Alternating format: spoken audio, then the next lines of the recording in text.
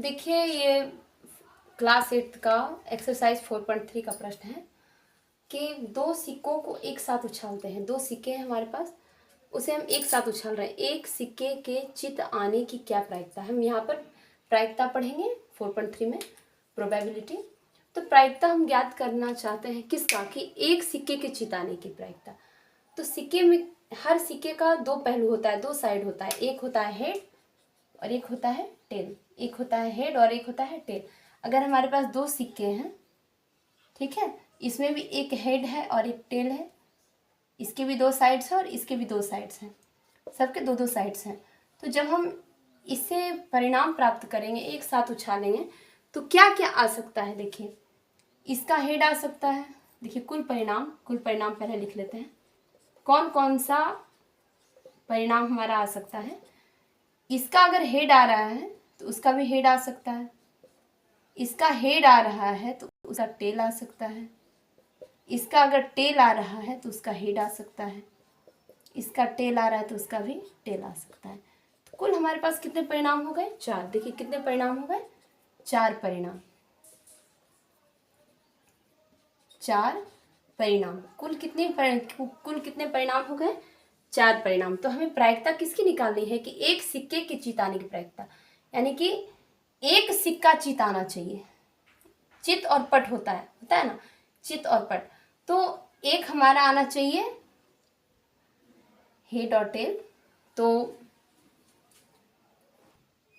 हम इसकी प्रायिकता निकालेंगे कि एक, इसलिए हमें पूछा जा रहा है कि एक सिक्के के चित आने की प्रायिकता क्या होगी। तो कितने परिणाम हैं जिसमें कि एक चित आ रहा है। इसमें देखिए एक चित आ रहा है, इसमें भी एक चित आ रहा है। तो कुल कितने परिणाम हो गए, 2 परिणाम। कुल कितने परिणाम हो गए चित वालों की, एक चित वाले की कितने परिणाम हो गए, 2 परिणाम। उसके नीचे क्या होगा, कुल परिणाम। उसके नीचे क्या होगा, कुल परिणाम। तो 2 परिणाम है हमारा और कुल है हमारा 4। 2 दूनी 4, 1/2। इसका उत्तर होगा 1/2। इसलिए क्योंकि कुल हो गए हैं हमारे 4 परिणाम। देखिए एक सिक्के के 2 साइड होते हैं, एक हेड होता है और एक टेल होता है। इसमें भी एक हेड है और एक टेल है। जब उन दोनों को एक साथ उछालेंगे तो इसका हेड आ सकता है तो उसका भी हेड आ सकता है, इसका हेड आ सकता है तो उसका टेल आ सकता है, इसका टेल आ सकता है तो उसके साथ हेड आ सकता है, इसका टेल होगा तो उसका हेड होगा। मतलब कुल 4 परिणाम हमारे पास थे। तो हमें पूछा यह गया था कि एक सिक्का चित आए। तो एक सिक्का चित देखिए इसमें आ रहा है, इसमें आ रहा है। तो एक सिक्का चित वाला कुल परिणाम हो गया 2 गो। और उसके बाद कुल कितना था, चारों का, तो 4 परिणाम। 4 बार इसलिए आ रहा है 4 जोड़े में, क्योंकि इसकी भी 2 साइड है, उसकी भी 2 साइड है। तो कुल हमारे पास थे 4 और एक आने वाले की परिणाम थे 2। तो 2 बटे हम कुल कर दिए, 2/4 यानी 1/2 आंसर।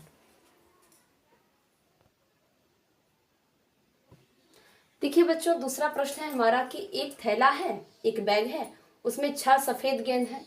देखिए कुल गेंद की संख्या हम पहले लिख लेते हैं। कुल गेंद कितने हैं, 6 सफेद, 11 लाल और 7 पीली गेंद है। इन्हें जोड़िए, 6 और 11 17, 17 7 24। तो कुल कितनी गेंदें हो गई, 24 गेंदें हो गई। ठीक है, तो कुल ये संभावना हमारे पास है कि कुल इतनी सी गेंद है। 6 सफेद है, 11 लाल है और 7 पीले हैं। तो उसमें से पूछा ये जा रहा है कि अगर उसमें से कोई गेंद हम निकालें, यादृच्छिक निकालें, रैंडमली निकालें, तो हमारे पास को एक पीले गेंद आने की प्रायिकता बताएं कि एक पीले गेंद की क्या संभावना है। तो उसके लिए क्या करेंगे, पीले गेंद की संख्या लिखते हैं। अब पीले गेंद की संख्या देखिए, पीले गेंद की संख्या कितनी संख्या है, देखिए 7 पीली गेंद है। ठीक है, तो हम क्या करेंगे, प्रायिकता ज्ञात करेंगे कि अगर उस बैग में से एक गेंद हम निकालते हैं तो वो गेंद पीली होगी, इसकी क्या प्रायिकता है। इसलिए पीले गेंद निकालने की प्रायिकता,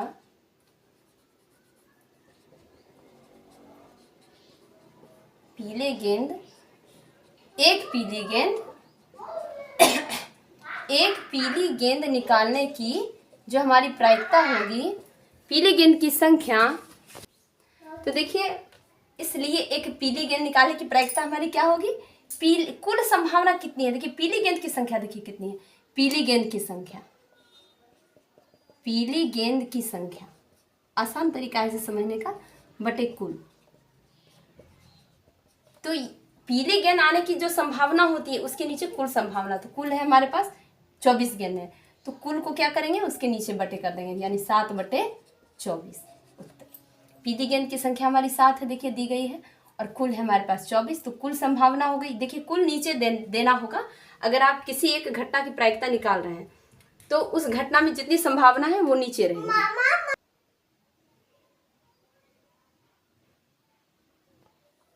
देखिए बच्चों, तीसरा प्रश्न है कि 52 ताश के पत्तों की गड्डी है, ठीक है, कितनी है, 52 ताश के पत्तों की गड्डी है। अच्छी तरह से फेंटी हुई 52 ताशों की गड्डी में से एक इक्का प्राप्त करने की प्रायिकता क्या होगी। यानी कि ताश की गड्डी है, उसमें कितने ताश हैं, 52 है, तो उसे अच्छी तरह से फेंट दिया गया है, उसको सेटल करके नहीं रखा गया है, तो उसमें से अगर एक पत्ता निकालेंगे तो पूछा गया है कि एक इक्का आने की क्या प्रायिकता होगी, उसकी क्या संभावना होगी। तो इसे हम क्या करेंगे, पहले हम ये लिखेंगे कि कुल संभावना कितनी है। देखिए कुल संभावना या कुल संख्या, ऐसे भी आप समझ सकते हैं कि जो कुल संख्या है ना वही कुल संभावना होती है। तो 52 पत्तों की, ठीक है, तो क्या निकालेंगे, एक बार में एक पत्ता निकालेंगे, क्या करेंगे, एक बार में एक पत्ता निकालेंगे, इसलिए क्या हो रहा है, तो एक इक्का आने की प्रायिकता क्या, मतलब कि एक इक्का आने का क्या प्रोबेबिलिटी है, उसकी क्या संभावना है। तो इक्कों की जो संख्या होती है ताश की गड्डी में वो 4 होती है। तो देखिए ताश की गड्डी में इक्कों की संख्या, इक्के कितने होते हैं, 4 होते हैं, इक्कों की संख्या हमारी 4 है, ठीक है, तो इक्का होता है 4, किसी भी ताश की गड्डी में 4 इक्के होते हैं, इसलिए एक इक्का आने की प्रायिकता, एक इक्का प्राप्त करने की जो हमारी प्रायिकता होगी वो क्या होगी, इक्कों की संख्या यानी इक्का आने की कुल संभावना, ठीक है, कुल कितना इक्का है, देखिए 4, तो इक्कों की कुल संख्या,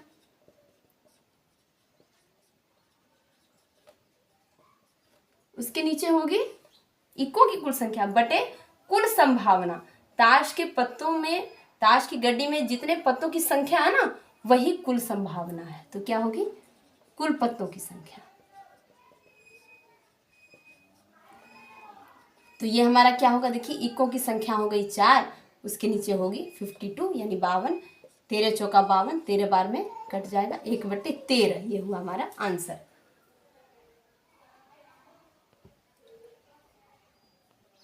देखिए तो आप इस प्रश्न को अच्छे से समझ गए होंगे कि 52 ताश की गड्डी है, उसमें से अगर हमें एक इक्का प्राप्त करनी, उस गड्डी में से एक इक्का प्राप्त करने की क्या संभावना होगी, क्या प्रोबेबिलिटी होगी, तो इस ढंग से निकालेंगे, इक्कों की कुल संख्या बटे कुल पत्तों की संख्या, बहुत ही आसानी से निकल गया है। अगला प्रश्न बनाते हैं।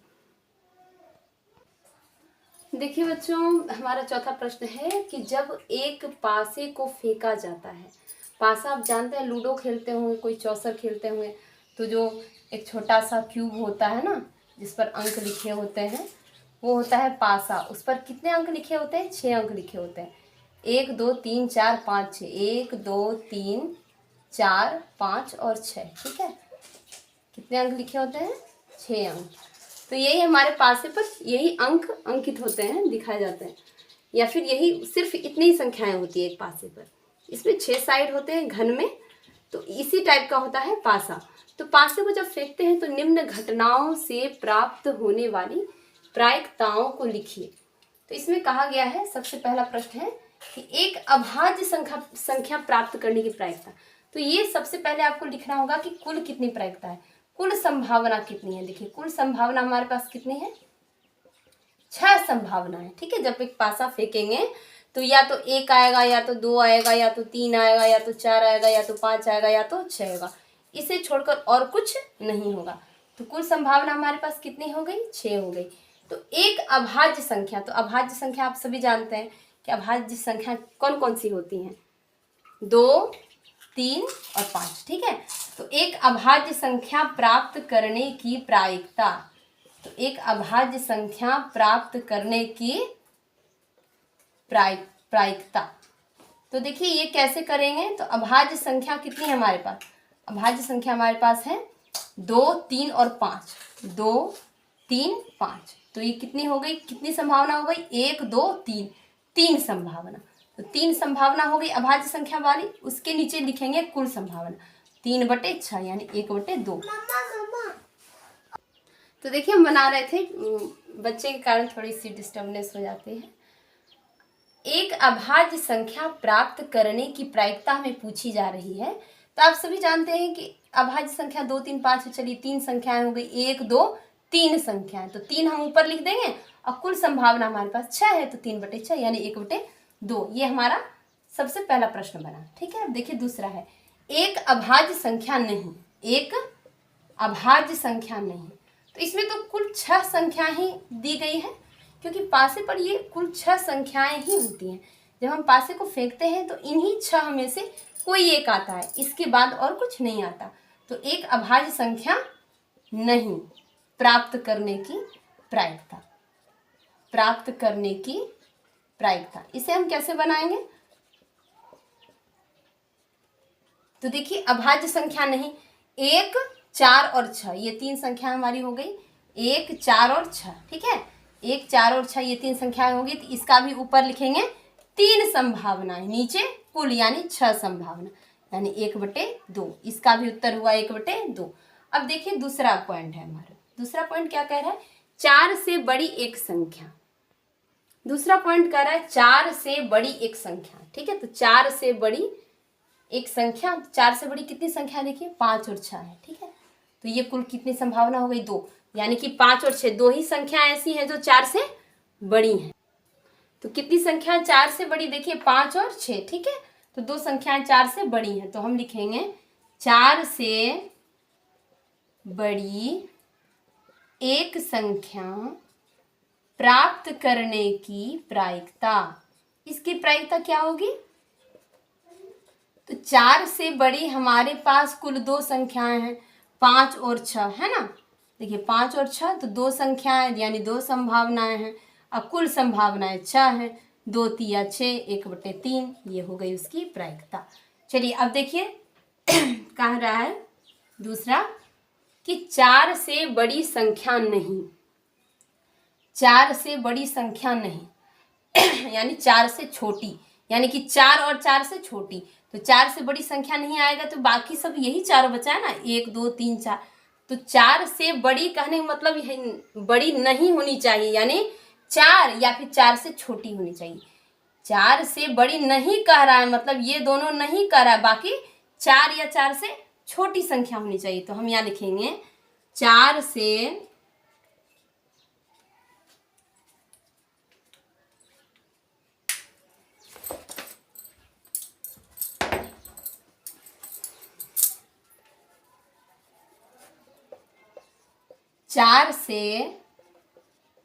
बड़ी संख्या नहीं प्राप्त करने की प्रायिकता।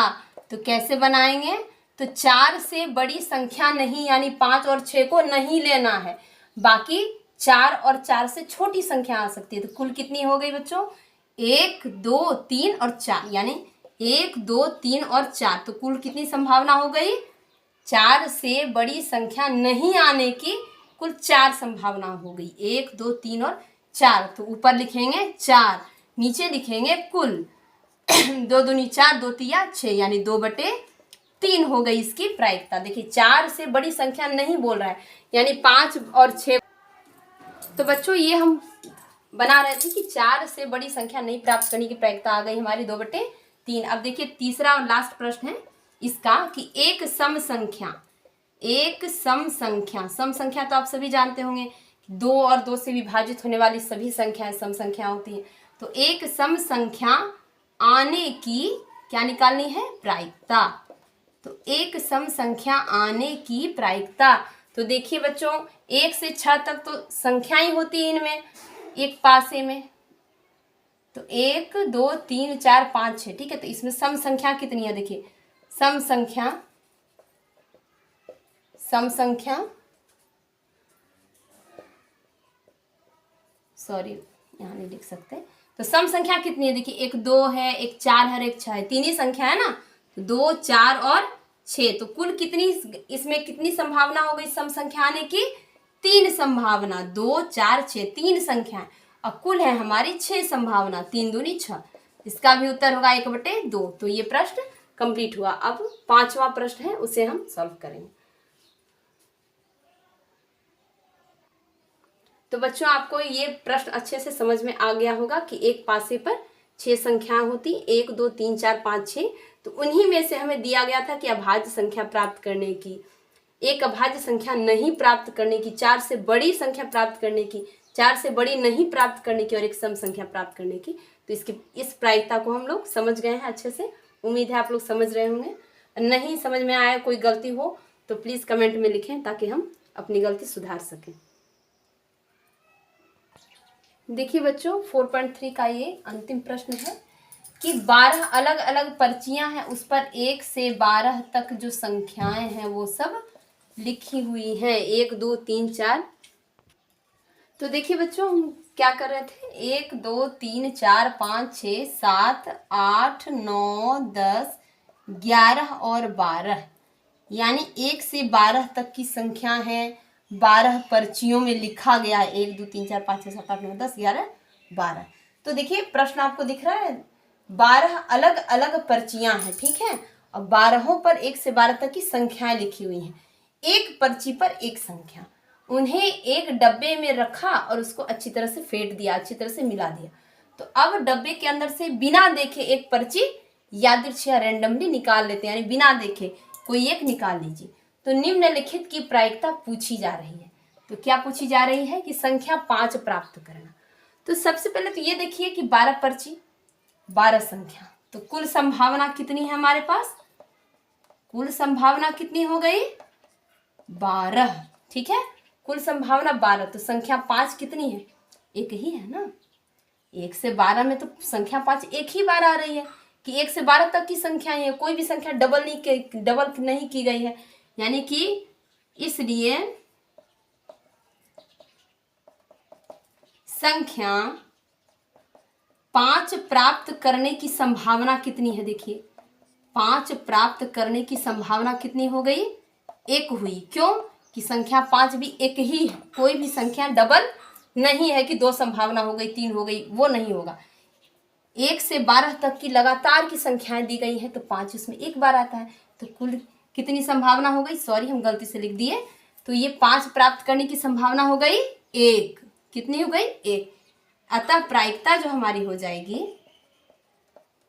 1/, कुल संभावना यानी 1/12 होगी, ठीक है। कुल संभावना 12 है और 5 प्राप्त करने की संभावना 1 है, इसलिए प्रायिकता होगी 1/12।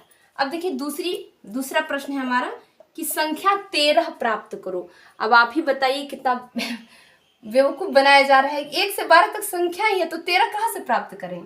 तो संख्या 13 प्राप्त करने की, समझ रहे हैं, संख्या 13 प्राप्त करने की प्रायिकता हमारी होगी 0, क्योंकि जो संख्या है ही नहीं उसमें, उसे हम प्राप्त कहाँ से करेंगे। 1 से 12 तक संख्या ही है तो 13 उसमें कहाँ से आएगा, तो 13 की प्रायिकता होगी 0। अब तीसरा प्रश्न है कि संख्या 1 से 12 में, 1 से लेकर 12 में कोई एक प्राप्त करना, ठीक है। तो संख्या 1 से लेकर 12 तक कोई एक प्राप्त करने की संभावना देखिए कितनी हमारी बन रही है। जब 12 संख्याएं हैं तो संभावना भी तो हमारी 12 है कि इन्हीं 12 में से कोई एक आने वाला है और 13वां कोई नहीं आएगा। तो संख्या 1 से लेकर 12 तक कोई भी एक आ सकती है, तो 12 में से 12 संख्या में से कोई एक आ सकती है। कितनी संख्या में से, तो 12 संख्या में से कोई एक आ सकती है, तो कुल संभावना हमारी हो गई 12। तो प्रायिकता इसकी क्या हो जाएगी,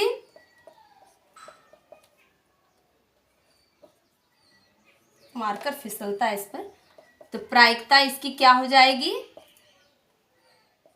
12 बटे कुल संभावना। देखिए कुल संभावना हमारी 12 है, तो इसका उत्तर होगा 1। उम्मीद है आप लोग समझ रहे होंगे। अब मिलते हैं नेक्स्ट वीडियो में। धन्यवाद। तो 1 से 12 तक की कोई भी एक संख्या आने की संभावना थी, क्योंकि 1 से 12 तक की ही संख्या है, तो जब हम उसमें से कोई पर्ची निकालेंगे तो 1 से 12 में ही कोई आएगा और कोई अन्य नहीं आएगा, इसलिए इसकी प्रायिकता 1 होगी, पूर्ण संख्या में होगी, 1 होगी।